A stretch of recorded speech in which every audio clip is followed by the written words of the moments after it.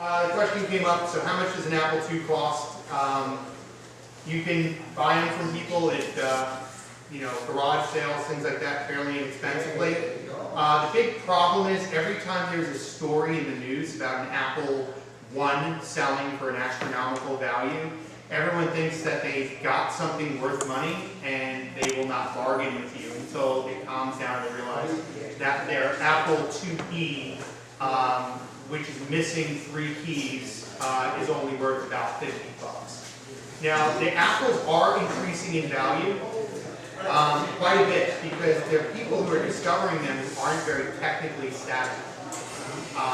So that's a huge problem that you're going to start paying more. A 2 Plus, which I would have gotten like 5 years ago for $100 with a monitor and a disk drive, I go for $300 or $400, depending on the condition, or even more, depending on what's in the machine. An Apple II can range, straight 2, depending on the revision, can range, and condition can range anywhere from $500 to $25,000 to $30,000. Evan yelled at me, he questioned why I was not going to bring my ventless Apple II serial number like 43. Because the first Apple IIs were actually a foam case. Like, the stuff that you spray around pipes and things on the outside of your house? It's made out of that stuff. So you know how that stuff kind of flakes and breaks off as it gets old? Most Apple IIs came out. Wow, that was a pretty good time. Yeah. Cool. So, Mike! If Mike Legal just stepped in the room, he's the real Apple II expert. I plagiarized most of my slides from him. So anyway, back to this. So the early Apple IIs, like the first couple of hundred, actually had a case that was, they couldn't get the tooling made in time. So they had these vacuum-formed foam cases. The problem is they didn't have vents. So they would heat up, I'll move it over. So they didn't have vents here, and they would heat up and they would start sagging. So people wound up drilling holes in them all over the place to make them not sag. Apple replaced most of them under warranty. Also, if you did that to it, it would break. Most of them, these guys in the back, snapped off. Henceforth, why I said, yes, I have a lovely Rev Zero ventless Apple II. I ain't bringing it because I actually haven't even turned it on. I'm afraid. I'm afraid to work on it. I got it. It was super fine. I took it, packed it real well, put it away, and I don't look at it. I'll take it out maybe, if I was going to bring it to a museum for a big show or something. But I'm afraid to transport it because it's just fragile. As that kind of foam gets old, it cracks. There are very few that are in good shape. There are very few left. Apple replaced all the cases. Even there was a serial number 10 Apple II that sold recently for many, many thousands of dollars. It had a plastic case, not a foam case. So let's talk a little. Also, Apple II cases are painted. They do not yellow. Apple II Plus, early ones are painted, later ones are injection molded. So all the splatter coat is actually in the plastic mold. So if you don't want a yellowed Apple II, buy a yellow Apple II or II Plus, buy an early one. So there's a lot of ways to tell if they're early or late. I'm not going to get into that. I'm mostly going to cover how to repair. If you want to talk to me about that stuff later, or if you want, I'm here all weekend, don't forget to tip your waitress. We're going to be showing lots of different Apple IIs, and from Rev Zero, later one, 3000 serial numbers, all the way through Rev 4s and Rev 3s, and all the way through 2 Plus. So, I'm going to start jumping into this, and some introductions. What are we going to go over? What tools are useful? There's lots of tools, but talk about the useful ones. Some good places to find components. Basic troubleshooting and advanced troubleshooting. Now, you can really get into an Apple II, and you can really, kind of lose yourself into it. But the nice part about the Apple II, and it's also one of its biggest problems, it's socketed. We'll talk more about why that's bad. But the good part is it means a lot of times you do not need a soldering iron to do basic troubleshooting. So about me, I'm on the board of VCF. My first job out of school, which is a long, long time ago, was teaching email at Colgate Palmolive. Yes, people needed to be taught email. I'm a senior director of product management at CA, or Computer Associates, or you might have heard of them. I am an Apple I expert. Basically, the auction houses around the world, museums around the world consult me on authenticating, repairing, cleaning up, lots of things to do with Apple I. I get a lot of coworkers, hey, I saw the back of your head on TV last night on the news, because I might be demonstrating something, they see my bald spot. Or, you know, I had a really strange one last year, because they were using some file footage. Why are you in my bedroom? What? I was watching the news today, and you were actually watching Discovery Channel, and you were on. So, I am a musician. You'll find most computer people my age probably are musicians or have played musical instruments. I also collect lots of things. Most of us are collectors. I am not a hoarder because I'm married, but I do collect a lot of things. I collect movie props, vintage calculators. I sadly say I do collect cars, and obviously computers. I was about to press that space bar, but that was really fun. Maybe. Special thanks to Michael Legal. I have plagiarized most of my slides from him, though I've added a few things and changed a few things. I'm giving you the biggest disclaimer there is. My lawyer says, I take no responsibility for bodily harm or damage from anything you learn in any of my classes. The power supplies, they're a switching power supply. If you were in for Ian's class and he spoke a little bit about the televisions and the dangers of doing that, same dangers in a power supply when it's a switching power supply. So I'm not going to get heavily into that. If you want to learn how to troubleshoot the power supply deeply, we can talk afterwards. We are going to focus on the Apple II and II Plus. The Apple IIe is a slightly different design. There's a lot of integrated chips and some custom chips on that thing. But a lot of the similar top concepts and similar things go on in the IIe. We are definitely not covering the IIc. It is much more difficult to troubleshoot. You will need a soldering iron and probably a scope. We'll not cover the 2GFs. It is a monster of its own. Most of the things here apply. A lot of the stuff you learn on the Apple II applies to the Solid 20. Slightly different schematics, slightly different things because the Apple II does some weird stuff. But some of the general rules work. Solid 20 doesn't have a switching power supply, but it has a crowbar just like a switching power supply. So certain things, work the same. Now, screwdrivers. A couple of sizes of Phillips screwdrivers are useful. You don't want to strip the screws out. A lot of people like to improvise tools. I'm a very big the right tool for the right job. It's not just an excuse to buy tools. Sometimes you want to use the right thing. You don't always want to use a pocket knife. I was watching a video the other day of Apple restoration in Italy where I almost had a heart attack when they pulled a pocket knife out and popped the chips off an Apple I. What scared me more was they were popping out the white 60, and it wouldn't matter if it was an Apple I. Anyone popping a white 6502 out of a socket with a pocket knife freaks me out, especially since he bent the gold pins, and I saw him using pliers to straighten them, the wrong kind of pliers. Those things only bend so much. There are certain times there were right tools for the right job. Sometimes you can improvise, but usually, within reason. Chip extractors, I'm big on chip extractors. Because if you use a small screwdriver to pop chips off, we all know that you will bend the pins and you will eventually break the pins. A chip extractor is dirt cheap. Heck, I just ordered for my synthesizer a ROM upgrade, and I said to the guy, I don't need the chip extractor because it's already in the package. There's nothing to them. For 40-pin chips, there's a special extractor You don't necessarily need that unless they are ceramic chips because the pins only bend so much. And it literally goes down and it plunges it straight up. Okay? For that one, you can actually, you can bend with two as long as it's not a white 6502 or a blue one, which are even more rare.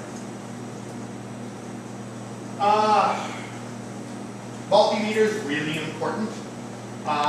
Searching for shorts. Now, an interesting thing is don't always rely on that continuity check.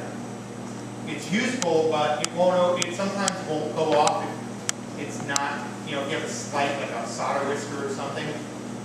So you really want to use a real multimeter. Temperature controlled soldering iron. This isn't the 1970s. They're actually inexpensive.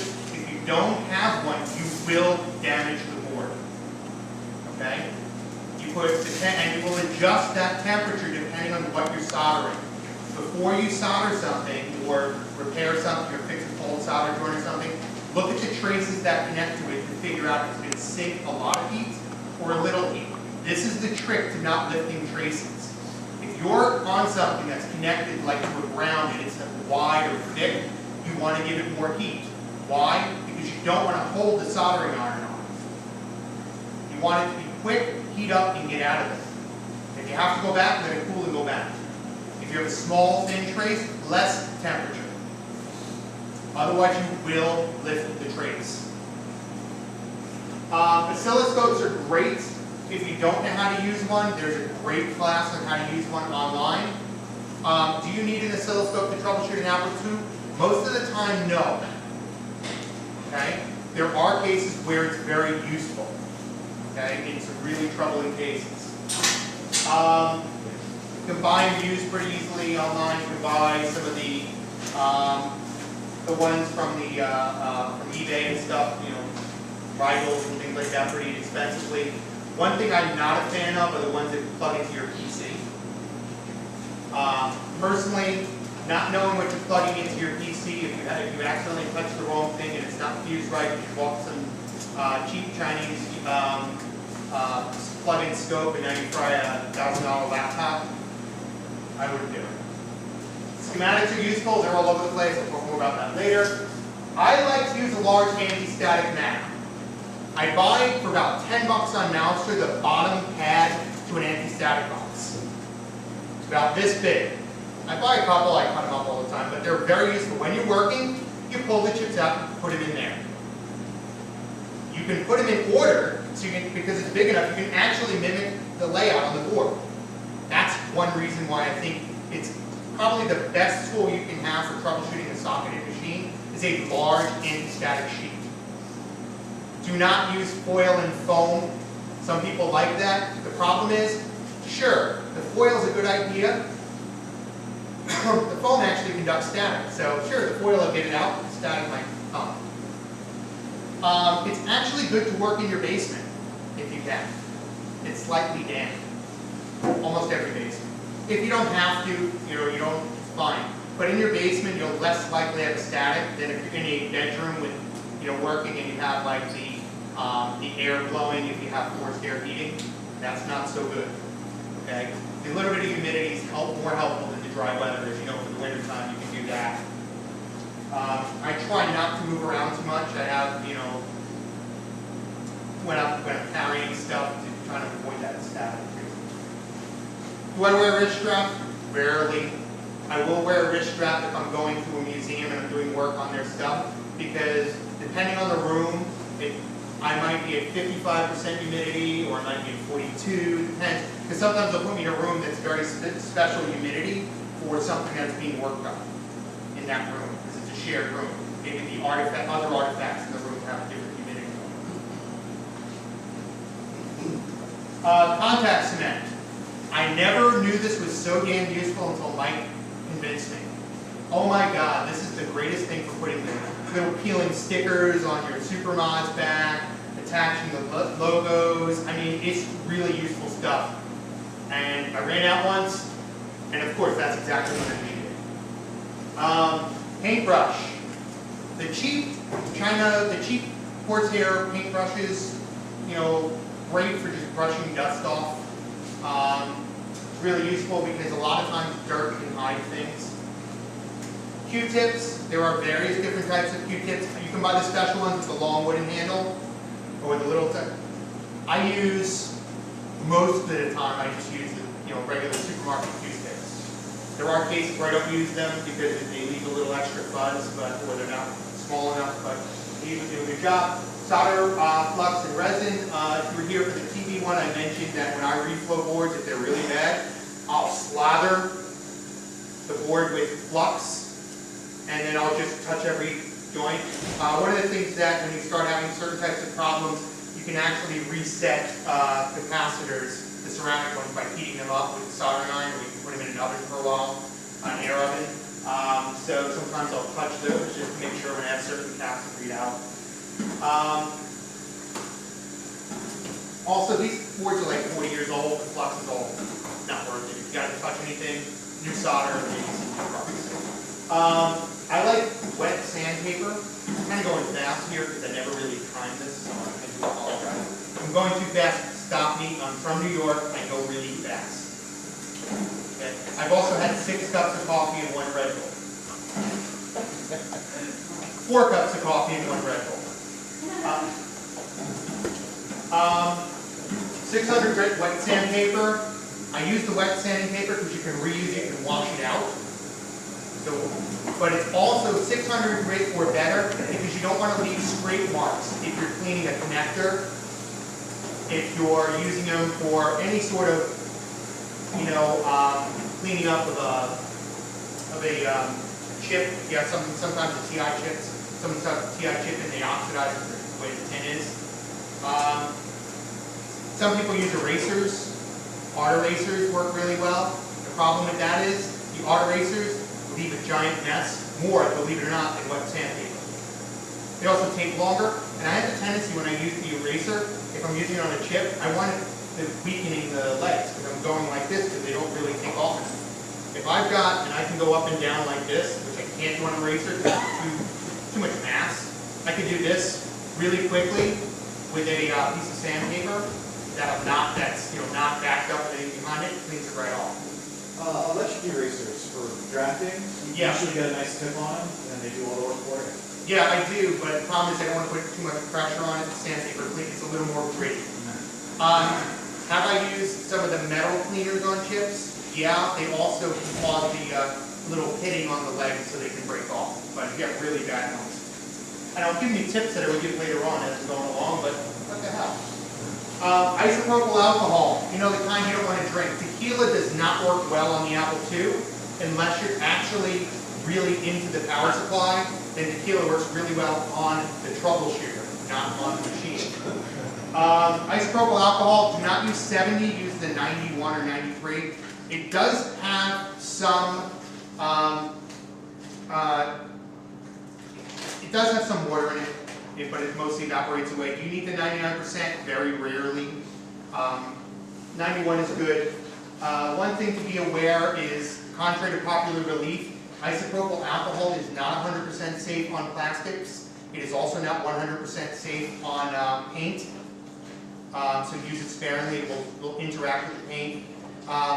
It has, now I'm having a senior moment. The stuff, and it has acetone. Most people don't realize isopropyl alcohol has some acetone. So that should just answer that. Not as much as if you poured acetone on it. Another one, Goo-Gone. Great for taking off stickers, foam, it dissolves. There's a plastic safe version. You will need the plastic safe version for all of your computer stuff. Never, ever, ever buy the non-plastic safe version. This stuff is like citrus or something else, because you will accidentally use it and melt something. What was that? Ask me how I know. Someone had a question? What was that? You know. I can show you the front of an Apple II disk drive when I was taking the drive A, drive B sticker off, or drive 1, drive 2, I forget what it says. And I went to go take it off with the wrong glue gun. And I had a sticky mess with the front of an Apple II drive. Just mentioning. Baby wipes. And of course I left them at my exhibit. This is the most important thing I use to clean computers. You'd be amazed how much, and I'm going to say it, crap a baby wipe can deal with. Non-alcohol. The cheap stuff at the dollar store has alcohol in it. Huggies, Costco brand, they actually don't have alcohol. It's okay if you put a little, aloe on your computer. It's good for it. Makes it softer. But it does work really well because it gets in the nooks and crannies. If you take the baby wipe, you'd be amazed, much more than Gojo and other things, which are really good when you have greasy computers. But a baby wipe, so if your baby wipe doesn't take it off, then the Gojo treatment. We'll talk more about that, and we'll talk about when you can use your dishwasher when your wife's not home. Mike, you've never done that. Did you say for Huggies or the Pamper ones? Yes. No, Pampers work too. Not dollar store brand. And I say that for a reason, because I know people have done it and then said to me, but the paint came off of my machine. I said, good, non-alcohol. They last forever, as long as you close the bags. You could buy a $10 bag and have it for the next years. You'd be amazed. Your kids put marks on your wall, on your paint, even if it's water-based paint, it comes right off. My kids are old and I still buy baby wipes, so that should tell you something. So, the enclosure, 3 pieces. You have a bottom plate that's metal. You've got a top that, as long as you don't have it very early, is plastic. And then you've got another top. There are pieces that snap in here. Sometimes they have rivets, sometimes they don't. Early ones don't have rivets. That's another place where that contact cement comes in useful. If you have an RFI board, there's a metal piece here.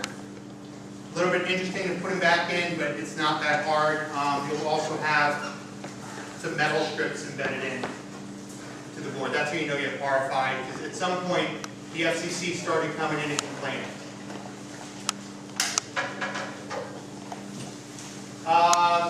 The motherboard is legal paper size. That is actually intentional. It was also laid out digitally to make sure it was all perfect.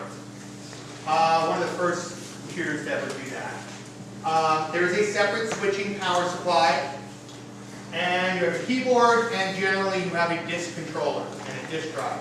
If you don't, get one. There's not much else you can do unless you have some sort of disk drive. There are cassette programs, but it's brutally, it's not much. There's people who had to do it in the day.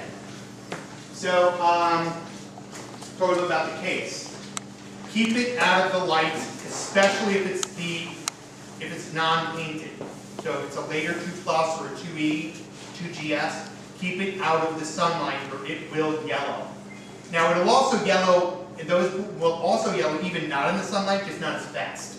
I just wanted to make a comment about the cassette port thing. Yes. There's a really cool website called A2 something where they have all these games and programs. Yeah, they're all on cassette. And you click on it, and if you have your iPad or your computer's audio connected to the Apple, it just loads the game into your Apple. Of course, Yeah, then you I probably use save it. on The only thing you save on that is the fact that it's a little more reliable because you don't have the variances in the stretching that happen in the cassette. I just think it's a nice way you can do some things if you don't have to have a Yeah, if you don't have it, but they're easy to really want to plug yeah. in and do something, that's a lot of functionality. Yeah, no, I agree. It's useful, but most of the fun games, most of the fun programs are all on disk. Let's face it, the Apple II disk drive is an amazing piece of technology. It's actually what allowed or justified most companies going out and buying a personal computer so they can put one on someone's desk. The reason why was this little program called VCF. Might have heard of it. It was only out for the Apple II on the disk drive. What did VCF do that changed how we all work today? It allowed a week's worth of work to be done in 15 minutes. And it allowed a rework of a week's worth of work that would have taken another week, done in seconds. It allowed the spreadsheet and dynamically updating information. So people were justified in going out and buying an Apple II, and they bought it just for VCF. And because of that justification, they started spreading through business, small and medium business. Okay, it is held on with 10 screws. I'm not, there's a whole bunch of screws here and here and stuff. If you have a hole, some people put switches and other things, you can repair it with Bondo. Be aware, if you're repainting it, you will not match the splatter coat without special equipment. Now, I do splatter coat work. It's fun when you have the right equipment. It is not the fact you sit with a rattle can from Home Depot, or that you did some sort of, some people go, can I use the stuff they use for the trunks of a Chevy? It's a different kind of splatter coat. This is done with a certain type of air gun, with a certain type of regulator, and the paint is thinned a certain way. Once you learn how to do it, it's easy and it's kind of fun because you play around trying to match patterns. So when I repaint an Apple II, I sit with another Apple II and I go, and I do it on a board and I go, I think I'm close, and then I do it and I go, ooh, there's two coats on this. They have two different size splatters, and you have fun trying to match the splatter. But, it's not for the faint of heart. It's also not something you generally get someone in an auto body shop to even do. I get asked all the time, why do they have a splatter coat? Covers imperfections. If you've ever looked at a Commodore 64, we're Apple people, we don't. But if you ever looked at a Commodore 64, they've got the absolute worst cases because you can see all the imperfections in the machining and the tooling as the tooling wore. You can actually see that in the Apple II because the insides aren't really very splatter coated, only overspray. You can see as the tooling wore down before they changed the tooling. There are differences in the case. If you have little touch-ups you need to do, chips, you can actually get color matched paint. What I actually do is I go to Home Depot or one of these places and I get latex paint, a small can. The reason why I use touch-up with latex, besides the fact that I think all repairs, minor repairs should be removable, is the fact that you can touch it up with the latex paint and then you can smooth it so it matches a little better because splatter coat, it's a small chip, you can actually make it look right. You can smooth it with alcohol. Just very carefully, you don't want to push too much. And if you smooth it with the alcohol, it makes it very easy to make it invisible. Plus, if you screw up and you did too much, you just wipe it right off with the alcohol. And then baby wipes, no alcohol, you'll never know the difference. I mentioned the headlock connectors. The speaker is also glued on. If the speaker comes out, contact cement. There's also, in some cases, there's foam around it. You can buy insulating foam and cut it to the shape and fit it around. If it's a really early one, it has green foam. You can get that at a hobby shop. Something like that. I found a better solution for the headlock connectors and contact cement. Really?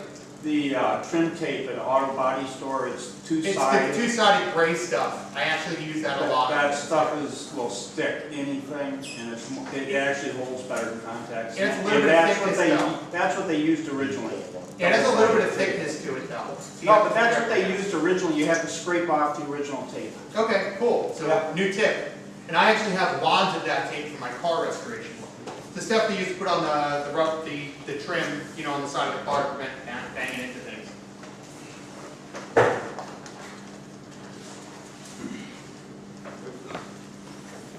So, just the motherboard. This is actually, this is a Rev 0 replica. But the motherboard is pretty straightforward. It's in there. The keyboard connector is right up here. You've got 8 slots. You'll notice everything is socketed. Depending on the version of the board, there's slight differences. For example, you can see the color killer. Early Rev Zeros don't have a color killer. There is a video adjustment pot. It does not affect the video coming out of the SuperMod. So you have a separate adjustment, for example, for modulators. You can overpower the signal on a TV or a monitor, so you have to play around with that sometimes. These guys can get kind of cruddy back here. I'll talk more about the video ports, the same thing with the cassette in a minute.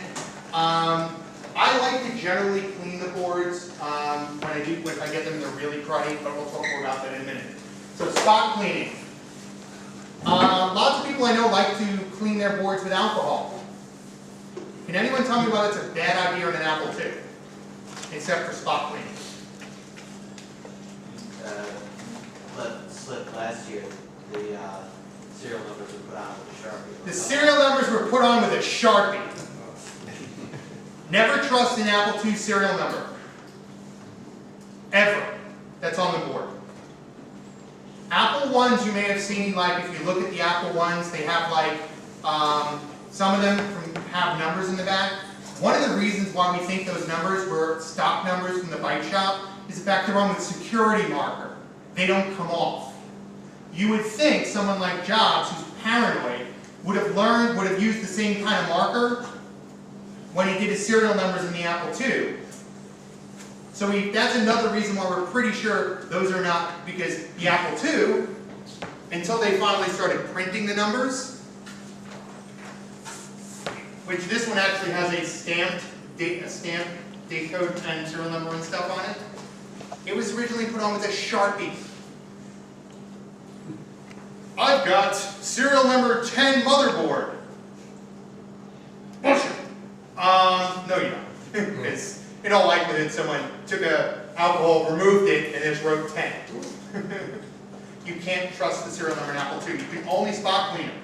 Now let's talk about how you clean a board. So, simple brushing, compressed air can sometimes make things worse, sometimes better. You have to make a judgment call. If there are leaves and crap and stuff on your board, yes. If it's really, really, really bad, I actually have a container that's about a little bit bigger than legal size that I use to wash boards. First, with the chips, I will use distilled water. Why distilled water? It leaves nothing behind. Distilled water. If you're trying to commit suicide, just a side note, do not take a bath in distilled water and drop the radio in. You might actually survive. Depends how good that distilled water is. Distilled water generally does not conduct electricity unless it's impure. It's very easy to make it impure, but I use distilled water. Agitate it, brush it a little, empty the water, new distilled water, agitate it, and I typically go with the chips, and I pop the chips out. Without the chips, and basically a final rinse, and then I let it dry for a couple days. I do sometimes take compressed air and blow through, just to help it.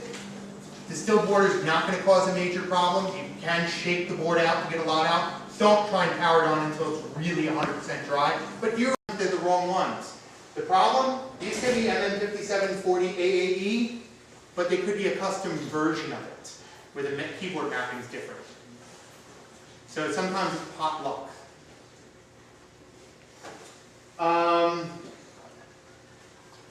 Now the F version does work in some keyboards, but not others. It has to do with different rollover. I've noticed that. If you plug your keyboard cable in backwards, you will blow the 74 LS04 inverter. Easy to change, but pain in the ass. Got to deal with that. What do? I always put a white dab with like white modeler's paint, put on with a toothpick, or whiteout on the pin number 1. And who in here is a Commodore person? Good, because I didn't want to give them more fodder. The chips in the Apple are upside down from what you'd think they would be. So, just once you have that keyboard, dot, just remember it points towards you, it's upside down. You think, right, the logo's this way, you think all the chips would go up, they actually go upside down. It's a Woz thing, you did the same thing on the Apple one. But yeah, so I didn't want to give them any fodder to say we do stuff upside down. But yeah, so I put the dot, and it's a good remembrance, it's easily removable for historical reasons, but it's good to remember that you're plugging it in the right way. Believe it or not, there's on some of the keyboard cables a little arrow with a little blackness to the arrow. If you have a white cable, sometimes you have a gray one with black. If you have the white cable, just use a Sharpie, because the black always wears off a little arrow. Sharpie it up or paint it just so you know the arrow's there. It does come off with alcohol. Once again, it was done with Sharpie. So, the RFI keyboard, like this one. And I can tell you this is an RFI keyboard because after about 4 beers and 3 shots of tequila, I got this keyboard working. So, it uses a plunger leaf system. So there's plungers that push down on leaves that then make make electrical contact. The leaves have little tabs on it. Do not bend those tabs thinking you're helping. You will cause a short in the matrix and you'll get weird characters. This keyboard actually I bought from someone who had done that and he couldn't figure it out, so I got a great deal. Apple II keyboards are not cheap. People have discovered they are expensive because they steal them for the Apple I replicas. So, this person couldn't figure it out. I literally had to go in and fix every single, and there are 2 leaves per key, and bend them perfectly so that we're back to the original height.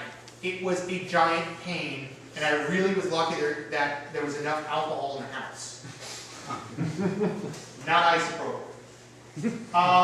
You can break, one other common thing is the plunges are broken, so people are missing keys. You can just get a donor keyboard and keep them around. I have some.